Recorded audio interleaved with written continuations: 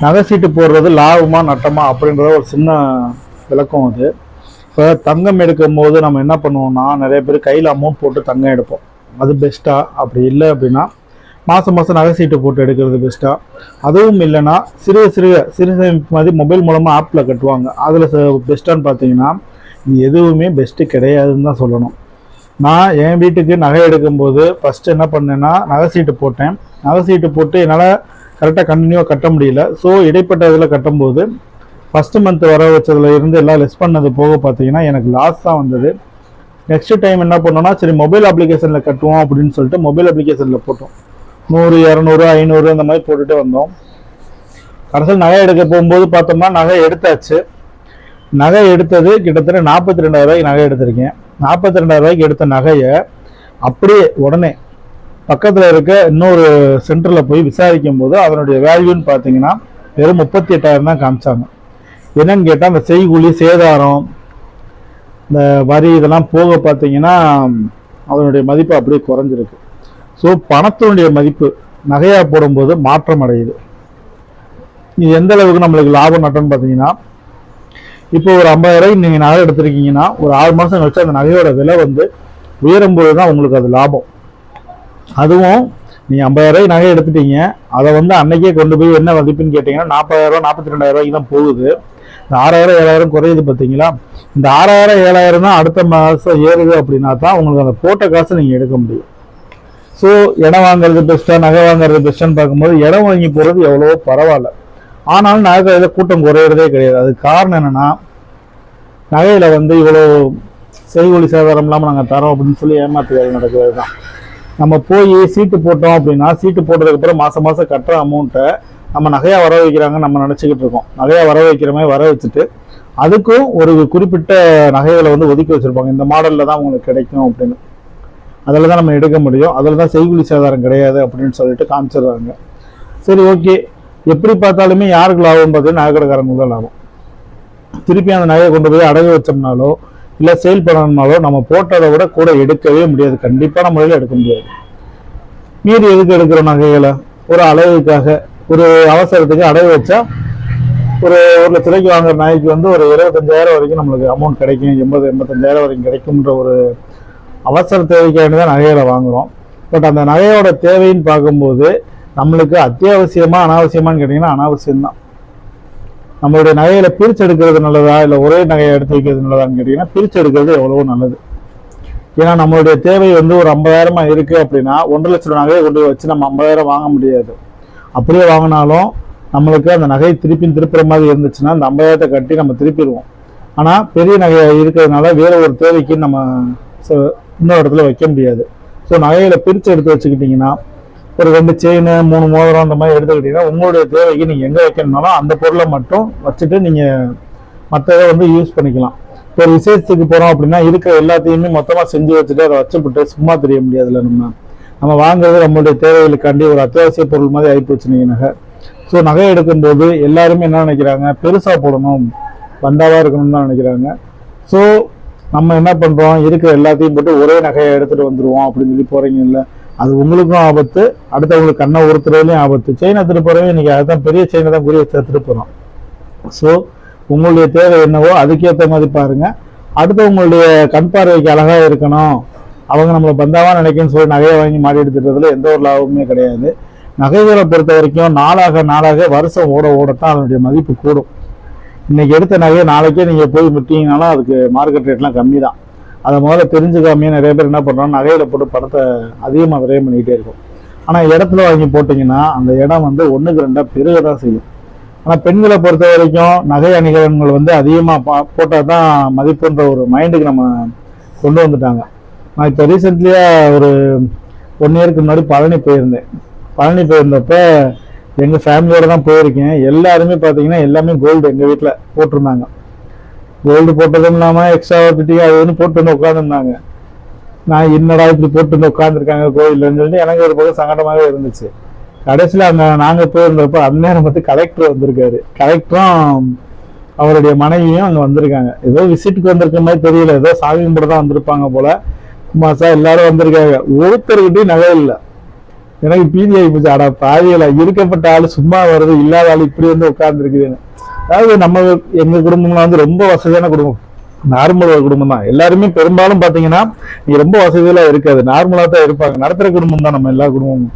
ஆனாலும் வெளில போகும்போது என்ன பண்றது, எதையாவது ஒண்ணு பந்தாவா காணிக்கணுன்றதுக்காண்டியே ஈக்க தூக்கி மாட்டிட்டு போயிடுறது. இப்போ என்னையே எடுத்துக்கங்களேன், நானும் கோல்டு எல்லாம் போடல. நிறைய பேர் கேட்குறாங்க, நீங்க போட்டுக்கிறது கோல்டான. கண்டிப்பா நான் கோல்டு போடலை. என்கிட்ட இருக்கிறத செயின் மோதிரம்லாம் என்னுடைய வீட்டில தான் இருக்கு. எனக்கு கோல்டு பியூர் கோல்டு போட்டதெல்லாம் பயம்தான். எனக்கு எங்கன்னா என்ன பண்ணுவாங்கன்னே தெரியாது. வீட்டுக்கு போற வழியில் நானும் ஒரு நாளைக்கு கிட்டத்தட்ட இங்க இருந்து அப் அண்ட் டவுன் 70 கிலோமீட்டர் நான் டிராவல் பண்றேன். காலையில 30 கிலோமீட்டர், நைட் 30 கிலோமீட்டர்.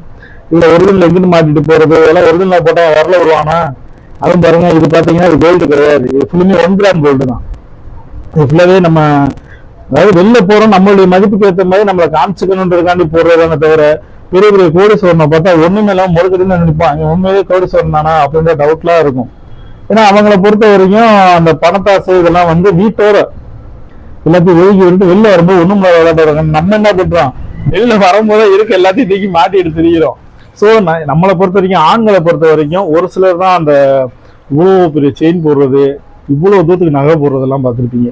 மீதி பேர்லாம் பார்த்தீங்கன்னா ஒரு சின்ன கருப்பு கயிறு களத்துலையும் திரும்பி போட்டிருப்பாங்க. ஆண்களை பொறுத்த வரைக்கும் நகையை பற்றி பஞ்சாயத்தே கிடையாது. நானும் ஒரிஜினலாக வீட்டில் போட்டேன், டூப்ளிகேட்டை கையில் மாட்டிருக்கேன், அவ்வளோதான். இந்த வீடியோ மூலமாக எல்லாருக்கும் தெரிஞ்சிருக்கு இது டூப்ளிகேட்டுன்னு. அதனால எனக்கு சேஃப்டி.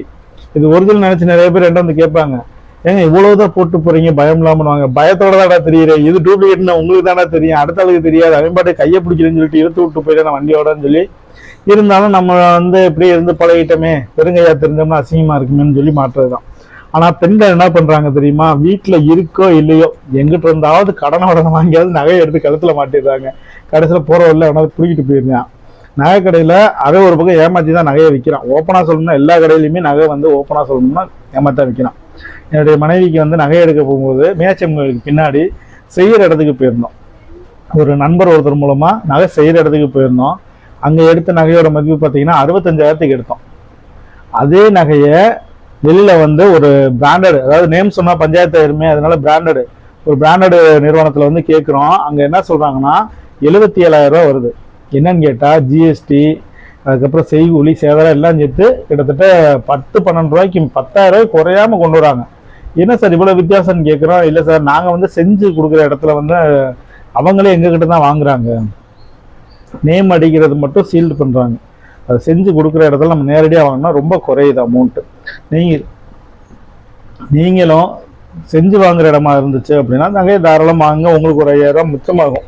நான் அனுபவத்தில் சொல்றேன். அதுக்கப்புறம் தான் நகை மேல இருந்த ஒரு ஆர்வமே சுத்தமா போச்சு.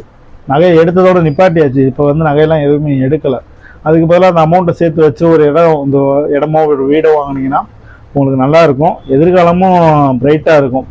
நகையை மட்டும் வாங்கி வச்சுக்கிட்டு எப்போ எவன் திருடிட்டு போவான், எப்போ பிடிட்டு போவான்னு தெரியாம உட்காந்துருக்கணும். அதுவும் இந்த நகை சீட்டு போடுறதுக்கு பார்த்தீங்களா, நகை சீட்லாம் பயங்கரமான வேலையா நடக்குது. அப்ளிகேஷன்ல போட்டதை பார்த்தோம்னா கொஞ்சம் டெய்லியும் 500 ரூபா போட்டுக்கிட்டே இருந்தேன். கடைசியில் போய் இப்போ நகை எடுக்கும்போது பார்த்தா நம்ம போட்ட காசுல வந்து அப்ளிகேஷன்ல எந்த ஒரு பெனிஃபிட்டுமே கிடையாது, லாஸ் தான். நகையை எடுத்துட்டு வெளியில போய் கேட்டா அப்படியே அமௌண்ட் குறையுது. ஸோ நகை எடுக்கலாமா இல்லை இடம் வாங்கலாம்னு கேட்டால் இடம் தான் வாங்கலாம். இல்லை ரெடிகேஷன் நகை எடுக்கலாமா இல்லை சீட்டு கட்டி நகை எடுக்கலாம்னா நகையை எடுக்க வேணாம்னு தான் சொல்லுங்க. நான் உங்களுடைய தேவைக்கு என்னவோ அதுக்கேற்ற மாதிரி நகையை எடுத்துக்கிட்டு சேஃப்டிக்காண்டி உங்களுடைய பணத்தை வந்து சேஃப்டி பண்ணுறதுக்கு தான் நிறைய பேர் நகை எடுப்பாங்க. அதாவது குழந்தைங்களுடைய திருமணம், காது குத்து, இந்த மாதிரி விஷயத்துக்கு கொஞ்சம் கொஞ்சமாக நகையை எடுத்து சேர்த்து வச்சுக்குவாங்க. ஏன்னா இப்பெல்லாம் நகை தானே கேட்குறாங்க எல்லா இடத்துலையும். அதுக்கு மாறா என்னைக்கு ஒரு திருமணம் நடக்கும்போது நகைக்கு பதிலாக வரதட்சணையாக வாங்குற நகைக்கு பதிலாக பொண்ணு மாப்பிள்ளையோட எதிர்காலத்துக்காண்டி இடமாவோ வீடாவோ சீதாரமாக வாங்குறாங்கன்னு வச்சுக்கோங்க, அன்னைக்கு இந்த நகையோட வேல்யூ அப்படியே குறையும். அது வரைக்கும் இந்த நகையோட வேல்யூ குறையவே விட மாட்டாங்க. ஏன்னா எல்லாமே இங்கே வந்து எப்படின்னா போதை, மது போதை, புகை போதை மாதிரி இந்த நகை போதை வந்து அதிகமாக இருக்குது எல்லாருக்குமே. நகை போட்டால் தான் திருமணம், நகை போட்டால் தான் காது குத்து, நகை போட்டால் தான் அது ஒரு மதிப்பு அப்படின்ற மாதிரி கொண்டு வந்துட்டாங்க. முதல்ல இந்த மதிப்பை வந்து நகையில காட்டாமல் வாழ்க்கைக்கு எது தேவையோ அதில் காட்டினாங்கன்னா கொஞ்சம் நல்லா இருக்கும். இடத்தையும் வாங்கி கொடுத்து வீடாவும் கட்டி கொடுத்துட்டாங்கன்னு வச்சுக்கோங்க, வெளில தெரியாமல் போயிருமே, பையனுக்கு வந்து இந்த மாதிரி வந்துச்சு, பொண்ணுக்கு இந்த மாதிரி நம்ம போட்டோன்றது தெரியாமல் போயிருமேன்ற ஒரு எதிர்பார்ப்புலேயே நிறைய பேர் என்ன பண்ணுறாங்க, நகையில் போய் பணத்தை போடுறாங்க. அது போக சீர்வரிசை, நம்மளுக்கு தெரிஞ்ச பக்கத்து வீட்டில் ஒருத்தவங்க சீர்வரிசை செஞ்சுன்னு சொல்லிட்டு கிட்டத்தட்ட எவ்வளவோ அமௌண்ட்டுக்கு சீர்வரிசையெல்லாம் எடுத்திருக்காங்க. கடைசியாக அந்த சீர்வரிசையை பயன்படுத்த முடியலைன்னா அது எல்லாமே பித்தாளை பொருள் வேஸ்ட்டாக போயிடும். அந்த பொருளை கொண்டு போய் திருப்பி வாங்கின இடத்துலேயே கொடுத்தா பொருள் வாங்கினதுல கிட்டத்தட்ட 70% தான் ரிட்டர்ன் எடுப்பாங்க. இப்போ 25% போச்சு. 1 லட்ச ரூபாய்க்கு வாங்கியிருந்தாங்கன்னா 25,000 ரூபா காலி.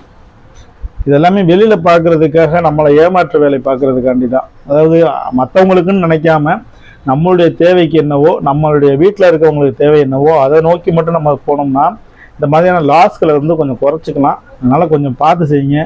எல்லாத்துலேயுமே இந்த நகைகளை தான் முட்டிக்கிட்டு நிற்கிது. நகை இருக்கட்டும், எடுக்கலாம், வேணான்னு சொல்லலை. ஆனால் அளவுக்கு அதிகமாக வேணாம். அந்த அளவுக்கு அதிகமாக போகிற நகைக்கு போடுற காசை ஒரு இடத்துல போடுங்க, வாழ்க்கை நல்லா இருக்கும்.